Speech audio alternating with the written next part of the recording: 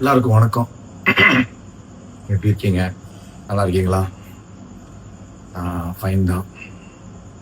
Revision பார்த்துட்டு என்னாலையும் முடியல சுத்தமாக.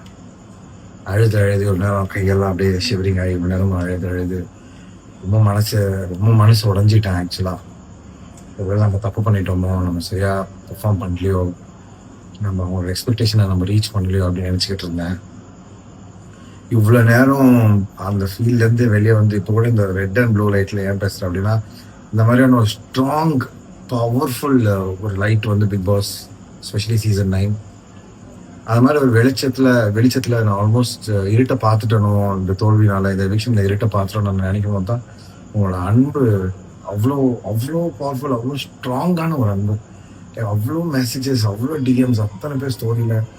இது ஃபேரா அன்ஃபேரானாலாம் எனக்கு தெரியாது. நான் என்னோட கேம் விளாண்டேன்.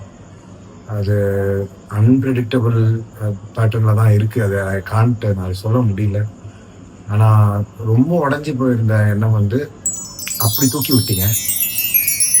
அதுக்கு நான் எப்படி நான் ஒரே வார்த்தை தான் சொல்லலாம். காலம் ஃபுல்லாக நான் என்னோட திறமைகளை, என்னோட நடிப்பில் நான் உங்களுக்கு விசுவாசமாகவும், என்னால் எவ்வளோலாம் உங்களை என்டர்டெயின் பண்ண முடியுமோ அவ்வளோலாம் பல மீடியம்ஸில் நான் என்டர்டெயின் பண்ணோம். இது ஒரு முடிவுன்னு நினச்சேன். பட் இது உங்களை உங்கள் அன்பில் இது வந்து எங்கேயோ போயிட்டுருக்கு. இது ஆனாலும் எனக்கு ரொம்ப கஷ்டமாக இருக்குது. இந்த விஷயம் எனக்கு ரொம்ப அப்படி பெயினாக இருக்குது.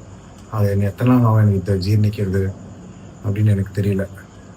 ஒரு ஹவவர் ரொம்ப நன்றி நீங்கள் என் சப்போர்ட்டுக்கு இருந்ததுக்கு.